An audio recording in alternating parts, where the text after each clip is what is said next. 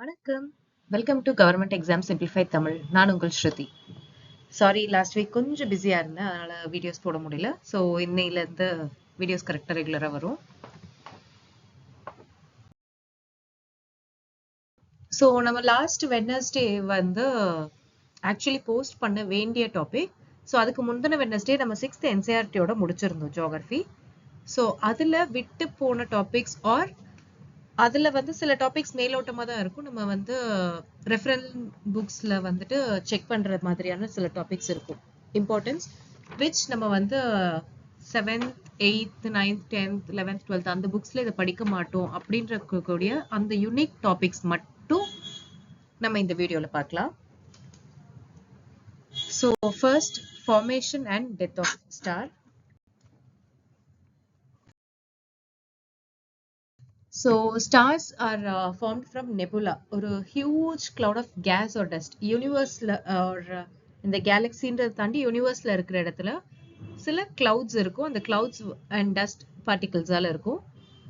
So அது வந்து நமக்கு வந்துட்டு பேர் அதுக்கு நெபுலா. ஸோ அந்த நெபுலால இருந்து நமக்கு நெக்ஸ்ட் நீங்க இந்த டயக்ராம் பார்த்தீங்கனாலே தெரியும், இதுலயே உங்களுக்கு மேக்ஸிமம் புரிஞ்சிடும். ஸோ ஃபர்ஸ்ட் நமக்கு வந்து cloud டஸ்டா இருக்குது. ஸோ அதுக்கப்புறம் ஒரு புரோட்டோ ஸ்டாரா மாறும். ஸ்டாரா மாறினதுக்கு அப்புறம் மெயின் சீக்வன்ஸ் ஸ்டாரா மாறும், லைக் நம்ம சன் மாதிரி. ஸோ ஒரு பெரிய ஸ்டாரா மாறினதுக்கு அப்புறம் அந்த ஸ்டாரோட சைஸை பொறுத்த மட்டும் லைக் சின்ன மீடியம் சைஸ் ஸ்டார்ஸா இருந்ததுன்னா ரெட் ஜெயண்டா நெக்ஸ்ட் ஃபார்ம் ஆகும்.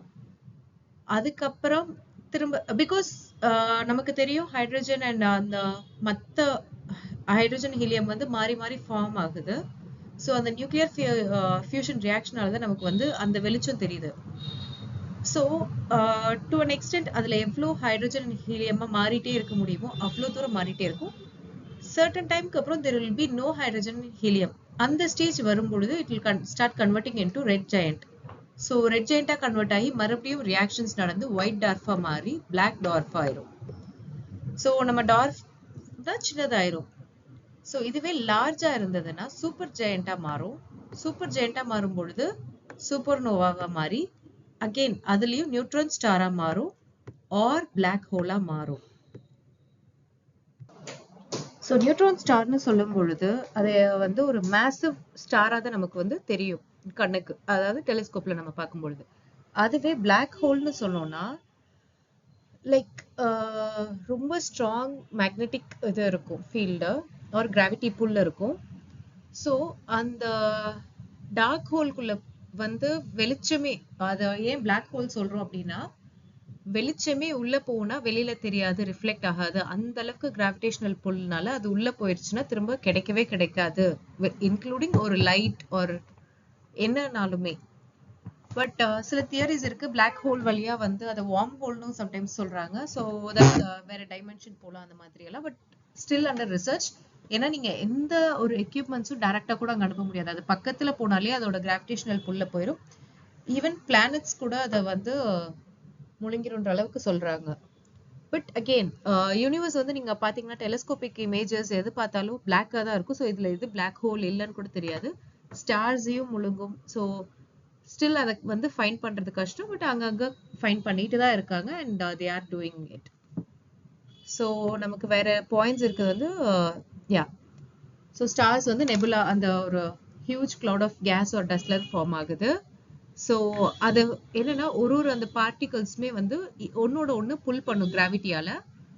அப்படி ஒன்னோட ஒன்று புல் பண்ணும் பொழுது temperature and pressure increases. So இங்கே டெம்பரேச்சர் அண்ட் ப்ரெஷர் இன்க்ரீஸ் ஆகிறதுனால நம்மளோட நியூக்ளியர் ஃபியூஷன் ரியாக்ஷன் நடக்குது, நியூக்ளியர் ஃபியூஷன். ஸோ இதுல வந்து ஹைட்ரஜன் வந்து ஹீலியமா கன்வெர்ட் ஆகுது. ஸோ அந்த கன்வர்ஷனுக்கு தான் வந்து நமக்கு வந்து லைட்டா தெரியுது நம்ம கண்ணுக்கு. ஸோ அதோட லைஃப் சைக்கிள் டிபெண்ட்ஸ் அப்போ இந்த மாஸ். சின்னதா இருந்ததுன்னா ரெட் ஜெயண்டா மாதிரி ஒயிட் டார்ஃப் பிளாக் டார்ஃபா மாதிரி இருக்கும். இல்ல அதுவே மேசிவா இருந்ததுன்னா super giant, super nova, neutron star or black ஹோலா மாறும்.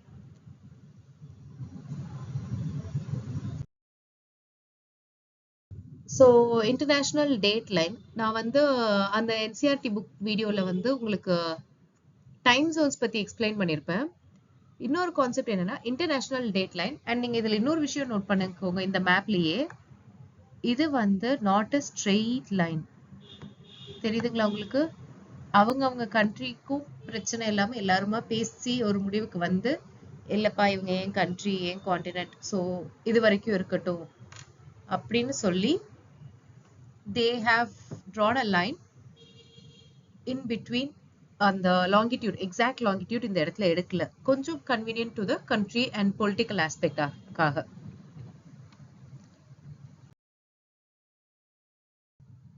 So this is an imaginary line at 180 degree longitude,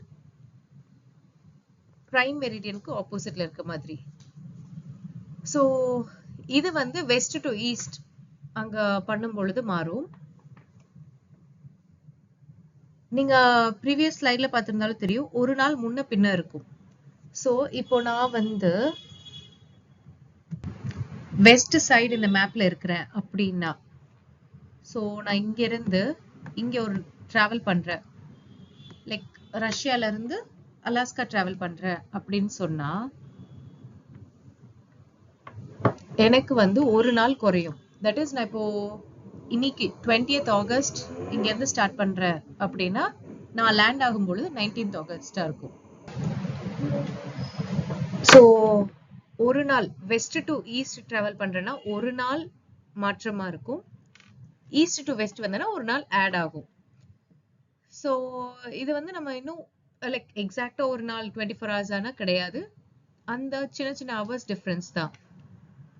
நம்ம அந்த டைம் ஜோன்ஸ் பார்க்கும்போது பார்த்தோம், ஒரு லாங்கிடியூடுக்கும் 4 டிகிரிக்கு சாரி 5 டிகிரிக்குன்னு வச்சு படிச்சோம். ஸோ எவ்ரி 15 டிகிரிக்கு 1 hour அந்த மாதிரி படிச்சோம் இல்லைங்களா? ஸோ இதுல வந்து கன்வெர்ட் பண்ணும் பொழுது ஒரு பாயிண்ட்ல எவ்ரி ஒன் ஷுட் மீட், அதாவது ஈஸ்ட் டு வெஸ்ட் வர லாங்கிடியூடும் சரி, வெஸ்ட் டு ஈஸ்ட் வரக்கூடிய லாங்கிடியூடும் சரி, ஸோ அப்படி மீட் ஆகிற பாயிண்ட்ல தான் வந்து இப்படி பிரிக்கிறாங்க. ஸோ அதை வச்சு இது வேற டேட் இது வேற டேட்னு ஃபிக்ஸ் பண்ணிக்கிறாங்க, அவ்வளோதான். இன்னும் இதுல பாத்தீங்கன்னா இந்த குட்டி குட்டி ஐலாண்ட்ஸ் இருக்குது, நீங்க நோட் பண்ணி பாருங்களேன். இந்த ஐலாண்டுக்கு இந்த ஐலாண்டுக்குமே கூட டேட்ஸ் மாறும். இவங்க வந்து ஒரு நாள் முன்னாடி இருப்பாங்க இந்த குட்டி குட்டி ஐலாண்ட்ஸ், இவங்க ஒரு நாள் பின்னாடி இருப்பாங்க. ஸோ இது வந்து அகெயின் இந்த குட்டி குட்டி ஐலாண்ட்ஸ் அண்ட் கண்ட்ரிஸ், இப்போ நான் வந்து எக்ஸாக்ட் 180 டிகிரில வரைஞ்சேன்னா இங்கதான் வரும். ஸோ ரஷ்யாவோட அந்த எண்ட் பாயிண்ட்லயே வந்து எனக்கு ரெண்டா டைம் ஜோன்ஸை தாண்டி 2 டிஃப்ரெண்ட் டே ஜோன்ஸா மாறிடும். ஸோ அதனாலதான் வந்து அவங்க கண்ட்ரிக்கு ஏத்த மாதிரி வசதியா பிரிச்சுக்கிட்டாங்க, அண்ட் அந்த ஐலாண்ட்ஸையும் அதுக்கேத்த மாதிரி பிரிச்சுக்கிட்டாங்க. Due to political and everything ஈஸியா இருக்கட்டும்ன்றதுக்காக அப்படி டிஃப்ரெண்ட் டேட்ஸ் கால்குலேட் பண்ணாங்க. அண்ட் ஃபிஜி அண்ட் டோங்கா இவங்க தான் வந்து நம்ம வேர்ல்டுலயே ஃபர்ஸ்ட் டேவை சீக்கிரமா ஸ்டார்ட் பண்றது.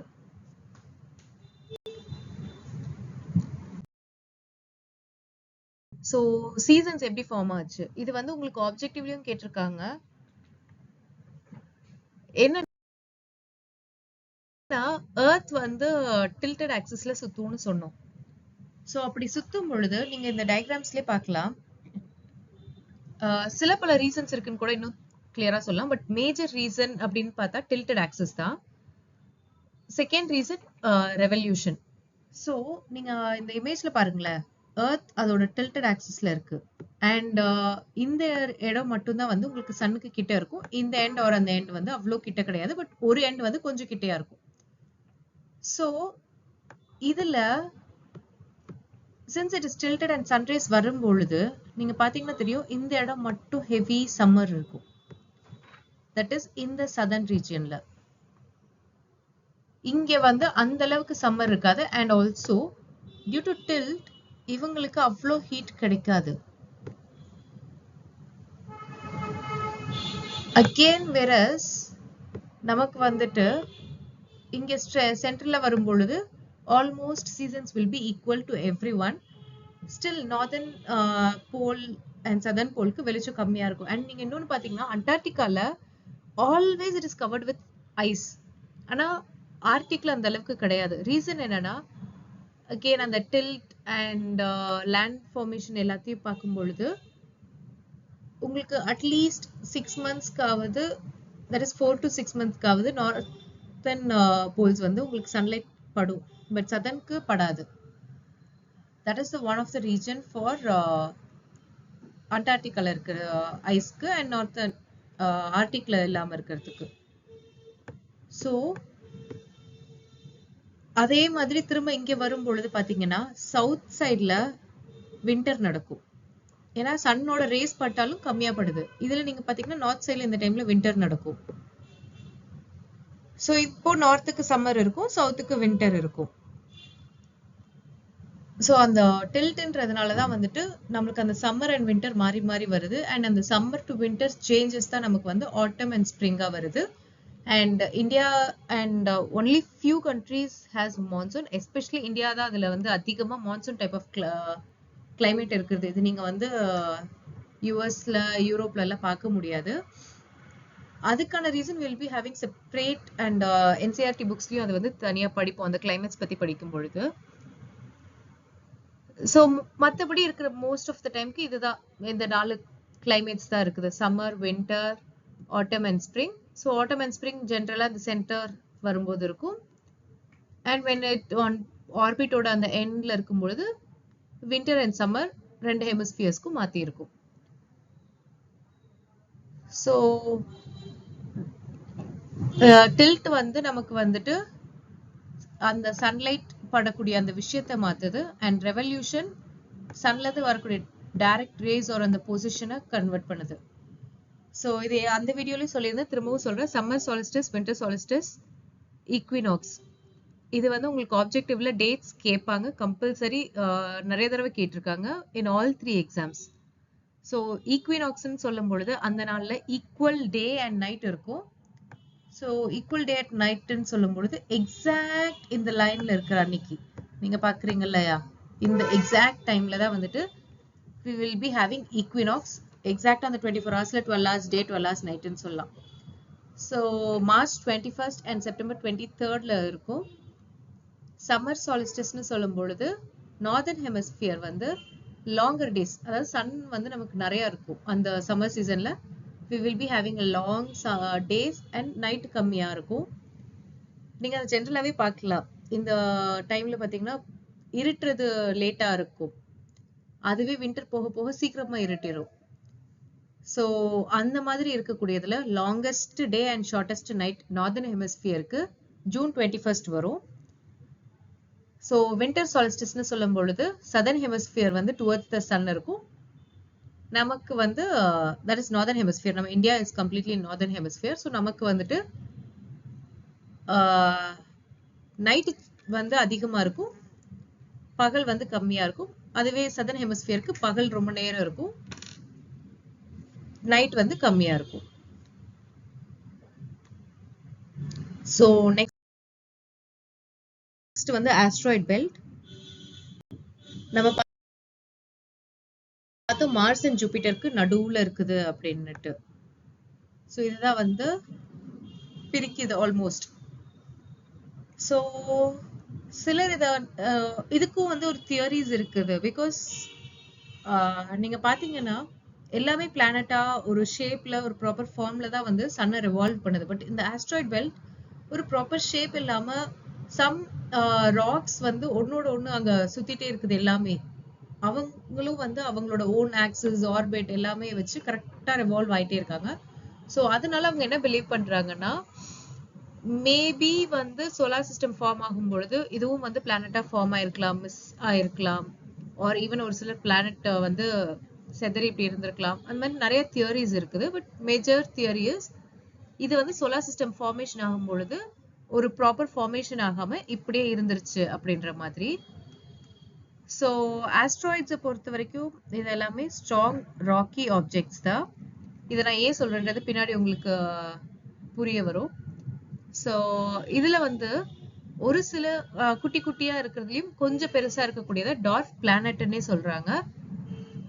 டார்க் பிளானட்னா சின்ன பிளானட் தான். நம்ம ப்ளூட்டோ இப்போ வந்து சின்ன பிளானட். ஸோ செரஸ் வந்து டார்க் பிளானட். அதுக்கப்புறம் இன்னொரு லார்ஜ் ஆஸ்ட்ராய்டு வந்து வெஸ்டா.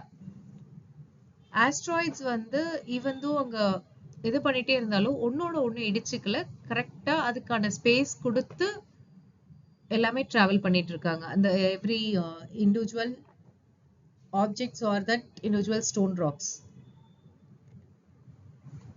So Kuiper belt நம்ம எப்படி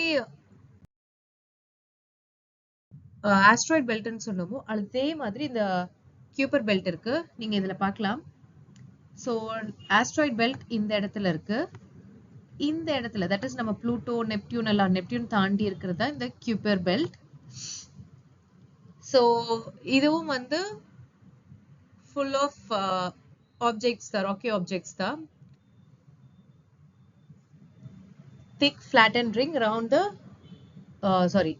Neptune orbitக்கு அந்த பக்கம் இருக்கக்கூடிய விஷயம். இது வந்து மேஜரா ஐஸாலா இருக்கு. தட் இஸ் அந்த ஐஸ்ன்னு சொல்லும் பொழுது வாட்டர், மீத்தேன், அமோனியா இருக்கும். ஈவன் ராக்ஸும் இருக்கும். நீங்க ஆஸ்ட்ராய்ட்ல பாத்தீங்கன்னா உங்களுக்கு இந்த ஐஸ், மீத்தேன், அமோனியான்றதெல்லாம் கிடையாது. அவங்க எல்லாமே ராக் தான். பட் இந்த Kuiper பெல்ட்னு சொல்லும் பொழுது ஐஸும் இருக்கு, ராக்ஸும் இருக்கு. ஸோ ஐஸும் வந்து வெறும் வாட்டர் கிடையாது, மீத்தேன், அமோனியா எல்லாமே சேர்ந்ததுதான். ஸோ இது வந்து ஆஃபன் டார்க் ஆர் ரெட்டிஷ் கலர்ல தான் இருக்குது அந்த ரேடியேஷன்றதுனால. இதுல இருக்கக்கூடிய மேஜர் ஆப்ஜெக்ட்ஸ் அண்ட் ஆர் நம்ம டார்க் பிளானட்ஸ் யார் யாருன்னா Pluto, Eris, Haumea, Makemake and Quaoar. So இது இல்லாம இன்னமும் நிறைய ஐசி பாடிஸ் அதுல இருக்குது. நமக்கு வந்து காமெட்னு ஒண்ணு இருக்குது, அதுவும் நான் எக்ஸ்பிளைன் பண்றேன். ஸோ இந்த காமெட் வந்து இங்க இருந்து தான் ஆரிஜின் ஆகுது, Kuiper பெல்ட்ல இருந்து. காமெட் வந்து மற்ற இடங்கள்ல இருந்தும் வரும், பட் ஸ்டில் அதிகமான காமெட்ஸ் வந்து இந்த Kuiper பெல்ட்ல இருந்தா வருது. நமக்கு எர்த் பக்கத்துல போகக்கூடிய அந்த விண்கற்கள் நம்ம பேசுறோம் இல்லைங்களா, அது எல்லாமே இந்த Kuiper பெல்ட்ல இருந்தா மோஸ்டா வருது. சோ இது வந்து ஏன் இப்படி இருக்குதுன்னு பார்க்கும்பொழுது நெப்டியூனோட கிராவிட்டியால தான் அப்படி இருக்கலாம்னு சொல்லப்படுது. பிகாஸ் நம்ம ஆஸ்ட்ராய்டுக்கு ஒரு சில தியரிஸ் வச்சிருக்கோம் இல்லையா, அதே மாதிரி இதுக்கான தியரி வந்து நெப்டியூனோட கிராவிட்டின்றது தான். ஸோ ஆஸ்ட்ராய்டுக்கும் இதுக்கும் நம்ம வந்து ஒரு கம்பேர் பண்ணோம்னா ஆல்மோஸ்ட் ரெண்டுமே சேமா தான் இருக்கும், பட் கொஞ்சம் பெருசா இருக்கும் அண்ட் ஐஸ் நிறைய இருக்கும். So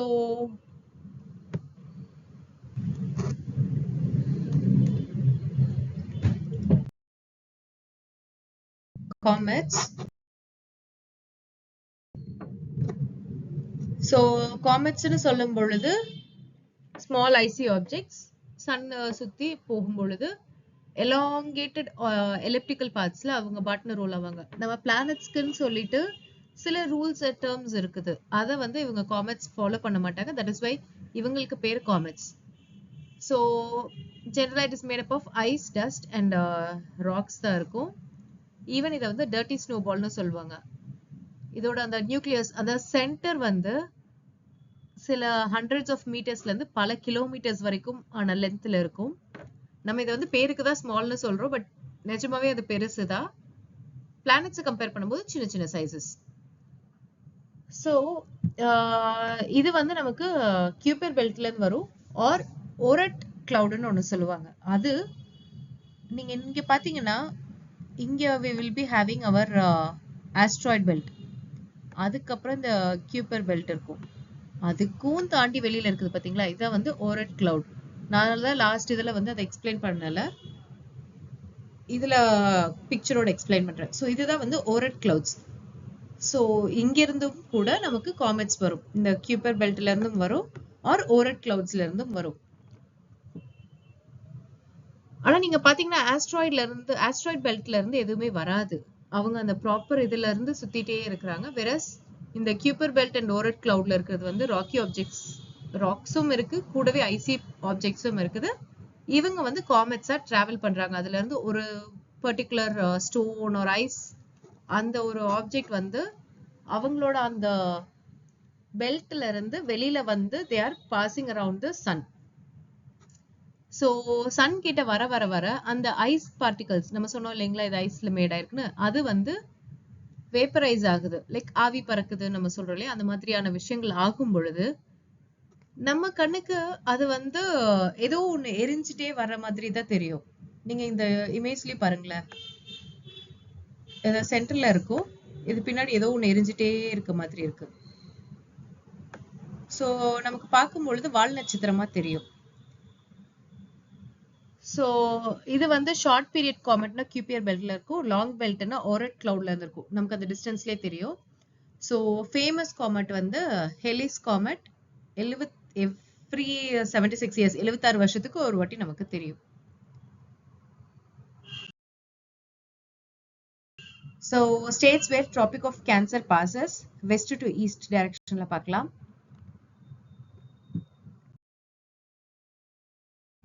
Gujarat, Rajasthan, Madhya Pradesh, Chhattisgarh, Jharkhand, West Bengal, Tripura, Mizoram. So மொத்தம் 8 ஸ்டேட் கிராஸ் பண்ணுது. திரும்பவும் சொல்றேன், குஜராத், ராஜஸ்தான், மத்திய பிரதேஷ், சத்தீஸ்கர், ஜார்க்கண்ட், வெஸ்ட் பெங்கால், திரிபுரா, மிசோரம். இந்த 8 ஸ்டேட்லயுமே வந்து ட்ராபிக் ஆஃப் கேன்சர் பாஸ் ஆகுது. இது ஆப்ஜெக்டிவ் வைஸ்ல கேட்கக்கூடிய கேள்வி. ஸோ இதுல இந்த ட்ராபிக் ஆஃப் கேன்சருக்கு எக்ஸாக்டா ஆர் பக்கத்துல போகக்கூடிய முக்கியமான ஸ்டேட்ஸ்னு பார்த்தா ராஜ்கோட், உஜ்ஜைன், ராஞ்சி, அகர்தலா. ஸோ இன்னும் பர்டிகுலரா கிளியரா வந்து கிட்ட இருக்கக்கூடிய சிட்டின்னு பாத்தீங்கன்னா உதய்பூர், திரிபுரால. நீங்க இந்த இமேஜ்ல இன்னும் ஒரு சில ட்விஸ்டடான கொஸ்டின்ஸ் அதுவும் இந்த இமேஜ்ல இருக்குது பாருங்க. Maximum length of tropic of cancer வந்து மத்திய பிரதேஷ்ல தான் அதிகமான டிஸ்டன்ஸ் இருக்குது. மினிமம் பாத்தீங்கன்னா ராஜஸ்தான்ல இந்த குட்டி இடத்துல தான் இருக்குது. Even though Tripura and Mizoram are small states, கொஞ்சோண்டு இடத்துல தான் பாஸ் ஆகுதுன்னு சொல்லும் பொழுது ராஜஸ்தான்ல தான். ஸோ இதுல வந்து Mahi river is the only river in India that cuts the tropic of cancer twice. So 2 வாட்டி அந்த இதுலயே போய் போற ஒரே ரிவர் மாஹி ரிவர் மட்டும்தான். அடுத்து வந்து states where Indian standard time that is நம்ம 82.5 டிகிரி ஈஸ்ட் எந்தெந்த ஸ்டேட்ஸ்ல பாஸ் ஆகுது. So the Indian standard time எங்கெங்க பாஸ் ஆகுதுன்னா உத்தரப்பிரதேஷ், மத்திய பிரதேஷ், சத்தீஸ்கர், ஒடிஷா, ஆந்திர பிரதேஷ். அகெயின் இது 5 ஸ்டேட்ஸ். உத்தரப்பிரதேஷ், மத்திய பிரதேஷ், சத்தீஸ்கர், ஒடிஷா, ஆந்திர பிரதேஷ். நீங்க இதுல பாத்தீங்கன்னா தெரியும், மத்திய பிரதேஷ் அண்ட் சத்தீஸ்கர்ல மட்டும்தான் both tropic of cancer and நம்ம இந்தியன் ஸ்டாண்டர்ட் டைம் மெரிடியனும் பாஸ் ஆகுது. ஸோ இது வந்து நம்ம பிரைம் மெரிடியன்ல இருந்து கால்குலேட் பண்ணும்பொழுது பிளஸ் 5.30 அப்படின்றத ஆட் பண்ணி தான் டைம் அவங்களுக்கும் நமக்குமான டிஃபரன்ஸ். ஸோ இந்தியாவோட மற்ற எக்ஸ்ட்ரீம் லாங்கிடியூட்ஸ் என்னன்னு பாத்தீங்கன்னா வெஸ்டர்ன் மோஸ்ட் குஜராத்ல இருக்கிறது 68 டிகிரி 7 மினிட்ஸ். அவ்வளவு சீக்கிரம் இந்த கொஸ்டின்ஸ் கேட்க மாட்டாங்க. ஒருவேளை டஃபா கேட்கணும்னு தோணுச்சுன்னா மேபி தட் இஸ் மேபி தான் கேட்பாங்க. It's not that important. நமக்கு அந்த 82.5 டிகிரி தான் இம்பார்ட்டன்ட் அண்ட் அது பாஸ் ஆகக்கூடிய states and nearby cities. So eastern most வந்து 97 டிகிரி 25 மினிட்ஸ்ல அருணாச்சல் பிரதேஷ்ல. இதுவும் நமக்கு வேணும். Gujarat to Arunachal Pradesh, not other states. Gujarat to Arunachal Pradesh தான் நமக்கு வந்து லாஸ்ட் எண்ட், வேற கிடையாது.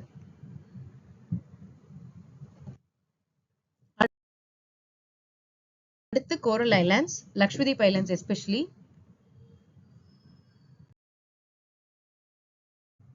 ஸோ கோரல் ஐலாண்ட் அப்படின்னும் பொழுது கோரலால மேகாச்சு. இன்னும் தெளிவா சொல்லணும்னா பவளப்பாறைகள் ஆர் பவளம். பவளம் தான் கோரல், பவளப்பாறைகளால் ஆனது பவளத்தீவுகள் அப்படின்னு சொல்றதுதான் வந்துட்டு நம்ம லக்ஷ்மதீப் தீவுகள், coral islands. So Lakshadweep island மட்டும்தான் வந்து பவளப்பாறைகள் ஆர் பவளத்தீவுகள் coral origin. Andaman Nicobar volcanic origin. வால்கேனோஸால் ஆனதுதான் அந்தமான் அண்ட் நிக்கோபார். லக்ஷ்மதீப் வந்து கோரல் ஆரிஜின். ஸோ இந்த பவளத்தீவுகள் வந்து சொல்லும் பொழுது அந்த பவளம் என்னன்னு பாத்தீங்கன்னா அது வந்து ஒரு மரைன் அனிமல் தான். அதுவும் ஒரு அனிமல். இப்போ நம்ம மீன் எல்லாம் பாத்தீங்கன்னா ஒரு இடத்துல இருந்து ஒரு இடம் நீந்தி போகும். பட் இந்த கோரல்ஸ் என்னன்னா, இப்போ இதுதான் வந்து ஒரு இடம், ஒரு கல் இருக்குதுன்னா அந்த பாறைகள் மேல ஃபர்ஸ்ட் ஒரு கோரல் வாழும் அட்டாச் ஆகி. இப்போ ஒரு சர்டன் டைம் வரைக்கும் வாழ்ந்ததுக்கு அப்புறம் இது இறந்துரும். இறந்ததுக்கு அப்புறம் இதுக்கு மேலே இன்னொரு கோரல் வரும். சோ அகெயின் இதுக்கு மேல இன்னொன்னு வரும். அந்த மாதிரி பல இது வந்துட்டே இருக்கும். சோ லைக் எப்படி பாத்தீங்கன்னா கல்லு மேல கல் அடுக்குன மாதிரியே இருக்கும். அப்படி ஃபார்ம் ஆகுறதா வந்து அந்த பவளப்பாறைகள். சோ ஒன்ஸ் இறந்தோன்னா அந்த ட்ரைட் அந்த ஸ்கெலிட்டன் ஹார்ட் ஸ்கெலிட்டன் அப்படியே இருக்கும். அதுக்கு மேல புது பாலிப்ஸ் வரும். அப்படியே வந்து ஃபார்ம் ஆகி கோரல் ரீஃப்ஸ் ஃபார்ம் ஆகும். சோ இப்போ அந்த கோரல் ரீஃப்ஸ் வந்து ஃபார்ம் ஆயிட்டே இருக்குது. இது எல்லாமே தண்ணிக்குள்ள நடக்குது. சர்டன் டைம்க்கு அப்புறம் தண்ணியை விட்டு வெளியில தெரிய ஆரம்பிக்கும். அப்போதான் வந்து நம்ம அதை கோரல் ஐலாண்ட்ஸ்ன்னு சொல்றோம். இந்தியால லக்ஷதீப் மட்டும்தான் கோரல் ஐலாண்ட்ஸ். சோ இந்த டயக்ராம் ஒரு வாட்டி பாத்துக்கோங்களேன். இங்க ஒரு மவுண்டைன் மாதிரியான ஒரு விஷயம் இருக்கு. இது வந்து லைக் வால்கனிக் மவுண்டைன் ஒரு நார்மல் மவுண்டைன். சோ இதுல நீங்க சைட்ல பாத்தீங்கன்னா இந்த கோரல் ரீஃப்ஸ் ஃபார்மேஷன் ஸ்டார்ட் ஆகுது.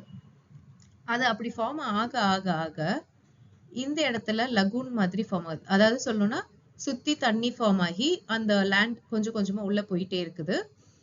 சுத்தி வந்து ஒரு சின்ன குட்டி குட்டியா பவளங்கள் தெரிய ஆரம்பிக்குது. சோ ஆஃப்டர் an extent அந்த உள்ள இருந்த ஆக்சுவல் மவுண்டைன் சப்மர்ஜ் ஆயிரும். இந்த கோரல்ஸ் மட்டும் தான் நமக்கு வெளியே தெரியும்.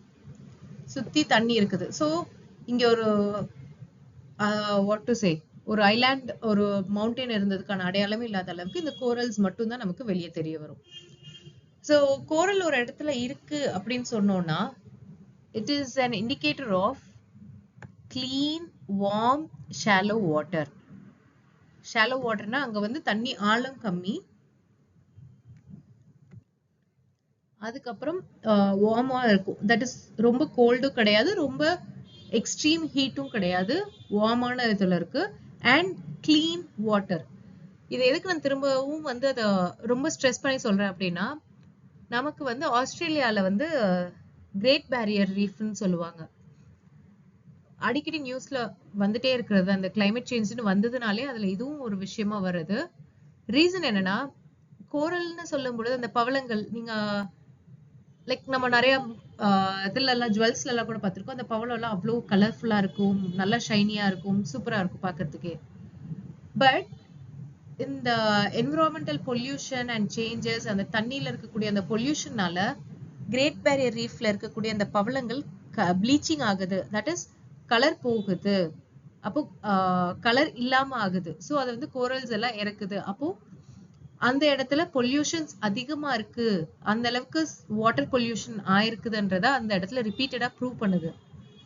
சோ அந்த தண்ணி கிளீனா இல்லைன்னா கோரல்ஸ் அங்க வாழ முடியாது. கோரல்ஸ் இருக்குன்னா அங்க தண்ணி கிளீனா இருக்கு. சோ இது வந்து உங்களுக்கு ஆப்ஜெக்டிவ்லயும் இருக்குது, டிஸ்கிரிப்டிவ் கொஸ்டின்ஸ்லயும் கேட்பாங்க. ஏன் கிரேட் பேரியர் ரீஃப் இம்பார்ட்டன்ட் நினைக்கிறீங்க, ஆர் கோரல்ஸ் வந்து எந்த அளவுக்கு பொல்யூஷன் விதத்துல இம்பார்ட்டன்ட் அப்படின்னு நினைக்கிறீங்க, ஆர் கோரல்ஸ் வந்து எந்த அளவுக்கு நம்மளோட எர்த்தோட அந்த பொல்யூஷனை மெஷர் பண்றதுக்கு ஹெல்ப்ஃபுல்லா இருக்குன்ற மாதிரியான நிறைய கொஸ்டின்ஸ் இருக்கும். இது மோஸ்ட்லி என்விரான்மெண்டல் சயின்ஸ் ஓரியன்டான கொஸ்டினா தான் இருக்கும், ரேதர் தேன் ஜியோகிராஃபி. ஜியோகிராஃபில நமக்கு தெரிய வேண்டியது கோரல்ஸ் இருக்கு, அது ஐலண்டா ஃபார்ம் ஆகுறது, அவ்வளவுதான்.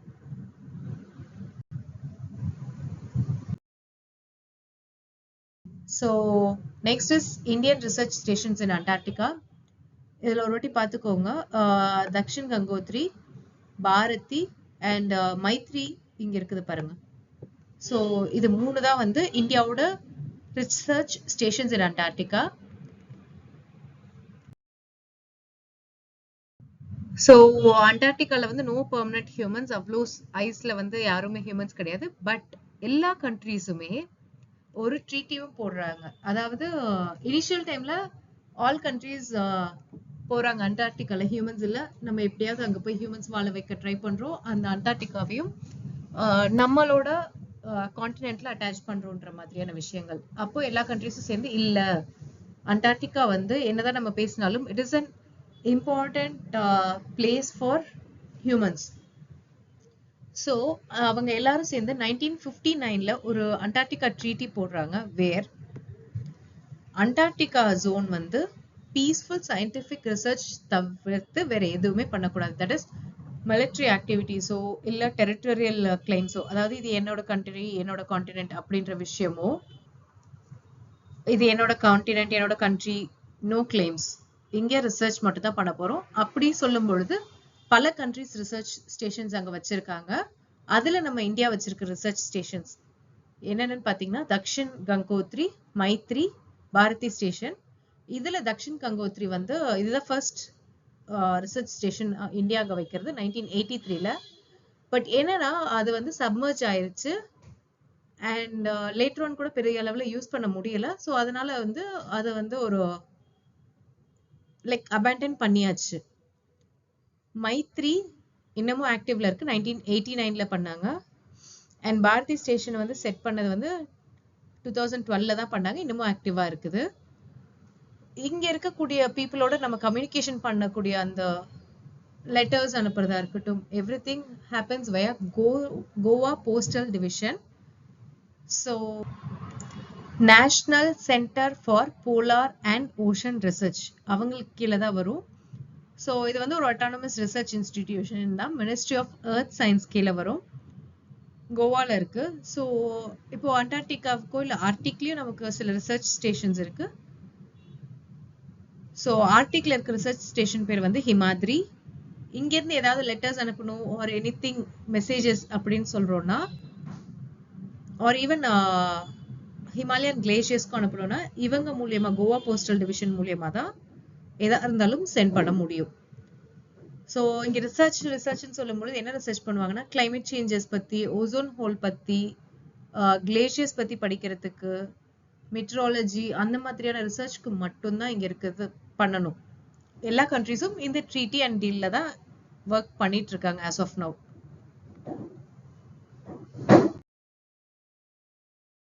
ஸோ ஸ்பெஷல் ஓஷன் ஃபேக்ட்ஸ் இது ஏற்கனவே நான் சொன்னதுதான், திரும்பவும் ரிப்பீட் பண்றேன். Pacific ocean largest, almost circular ஷேப்ல தான் இருக்கும். மரியானா ட்ரெஞ்ச் இதுதான் வந்து டீப்பஸ்ட் பாயிண்ட். எங்க இருக்குதுன்னு பாத்துக்கோங்க, Japan, Philippines, Papua New Guinea இந்த சைட்ல தான் இருக்குது. And then Atlantic ocean second largest, almost S ஷேப்ல தான் இருக்கும். இவங்களோட அந்த இன்டென்டட் கோஸ்ட் லைன்னால பெஸ்ட் ஹார்பர்ஸா இருக்கு, நேச்சுரல் ஹார்பர்ஸ். ஸோ ட்ரேட் அங்க நல்லா நடக்குது. Indian ocean the only ocean named after a country.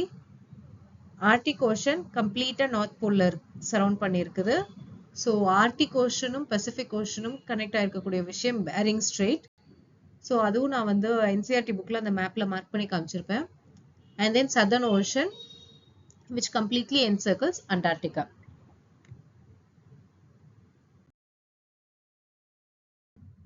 So இந்த டாபிக்ஸ் தான் யூனிக் டாபிக்ஸ் என்சிஆர்டி 6th இருந்தது, ஆர் அந்த புக்ல நம்ம பார்த்த மேஜர் டாபிக்ஸ்க்கு அப்புறம் இருந்தக்கூடிய மைனர் டாபிக்ஸ். ஸோ இது எல்லாமே வந்து நீங்க கிளாஸ் 7 to 12ல ரிப்பீட் ஆகவே ஆகாது, அதனால தான் இதுல நான் சொல்லியிருக்கேன். இது எல்லாமே வந்து எஸ்எஸ்சி, டிஎன்பிஎஸ்சி, யூபிஎஸ்சி எக்ஸாம்ஸ்க்கு important as well as repeated questions. So உங்களுக்கு இந்த வீடியோ பிடிச்சிருந்தா லைக், கமெண்ட், ஷேர், சப்ஸ்கிரைப் பண்ண மறக்காதீங்க. இன்னும் நிறைய ஃப்ரெண்ட்ஸ் யார் யாரெல்லாம் படிக்கிறாங்களோ அவங்க எல்லாருக்குமே ஷேர் பண்ணுங்க. எக்ஸாம்ஸ் ஈஸியா கிளியர் பண்ணுவோம். தேங்க்யூ.